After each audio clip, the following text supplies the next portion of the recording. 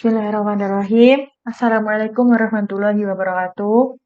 Perkenalkan, saya Arinda Anifatul Mufidah dari Teknik Informatika semester 7 kelas A akan menerangkan tentang maintenance for software. Apakah maintenance for software itu? Nah, maintenance for software yakni proses memodifikasi sistem perangkat lunak atau komponen-komponen perangkat lunak setelah digunakan oleh konsumen atau klien untuk memperbaiki kerusakan, meningkatkan kinerja, manfaat atau kualitas dan optimalitas untuk menyesuaikan sistem perangkat lunak dengan lingkungan yang senantiasa berubah-ubah.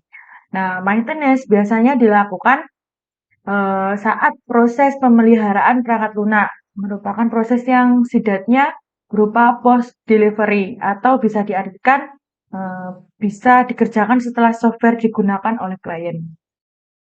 Lalu, maintenance juga dilakukan sesuai dengan kebutuhan klien. Tujuan dari maintenance yakni memperpanjang kegunaan aset pada setiap bagian dari suatu sistem, lalu memperbaiki kerusakan dengan lebih meningkatkan kinerja, manfaat atau kualitas, lalu untuk optimalitas untuk menyesuaikan sistem perangkat lunak. Lalu kategori maintenance software. Nah, yang pertama adalah pemeliharaan adaptif. Pemeliharaan adaptif adalah meliputi segala perubahan yang diperlukan sebagai konsekuensi dari perubahan lingkungan di mana sistem tersebut beroperasi, seperti perubahan operasi, perangkat keras, jaringan komputer, atau lainnya.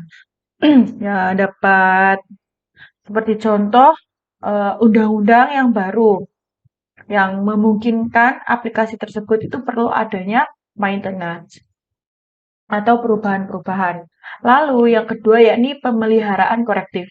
Pemeliharaan korektif adalah mencakup segala perubahan yang dilakukan dalam menghilangkan kerusakan aktual atau celah pada sistem perangkat lunak. Jadi korektif ini adalah pemeliharaan yang lebih mengoreksi kesalahan-kesalahan yang ditemukan pada saat sistem berjalan. Lalu dari kesalahan-kesalahan tersebut, nah kita dapat mengurangi hal-hal yang dirasa tidak perlu, yang dirasa tidak diperlukan oleh sistem, atau menambahi bagian-bagian yang dirasa kurang atau dirasa diperlukan oleh sistem. Lalu yang ketiga adalah pemeliharaan preventif, terdiri atas inspeksi periodik dan pemeriksaan sistem untuk mengungkap dan mengatasi permasalahan. Nah, jadi preventif ini adalah pemeliharaan yang dilakukan saat seringkali menemukan permasalahan potensial yang ditemukannya cacat-cacat yang perlu ditindaklanjuti. Nah, dari cacat-cacat tersebut, kita harus segera menindaklanjuti agar tidak terjadi kesalahan yang semakin melebar ke sistem-sistem yang lain. Lalu yang keempat adalah pemeliharaan perfektif. Pemeliharaan perfektif ini adalah pemeliharaan penyempurnaan yang mempertinggi cara kerja atau maintainabilitas.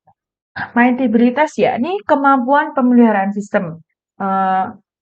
Kapasitas personil pemeliharaan untuk melakukan pemeliharaan dari korektif, adaptif, preventif, maupun perfektif sendiri. Nah, semakin mudah suatu sistem dipelihara, maka akan semakin kecil pula tenaga dan biaya yang harus diperlukan dalam pemeliharaan tersebut. Nah, lalu prosedur sistem maintainability. Yang pertama ada SDLC atau bisa disebut dengan System Development Life Cycle dan SWDLC yang bisa disebut dengan Software Development Life Cycle.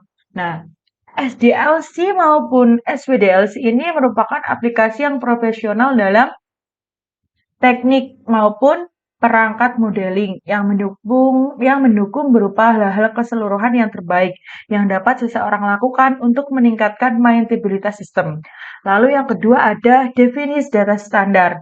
Definisi data standar ini merupakan tren yang mengarah ke sistem manajemen database relasional yang mendasari ke arah normalisasi data dan definisi data standar tersebut. Lalu yang ketiga adalah bahasa pemrograman standar.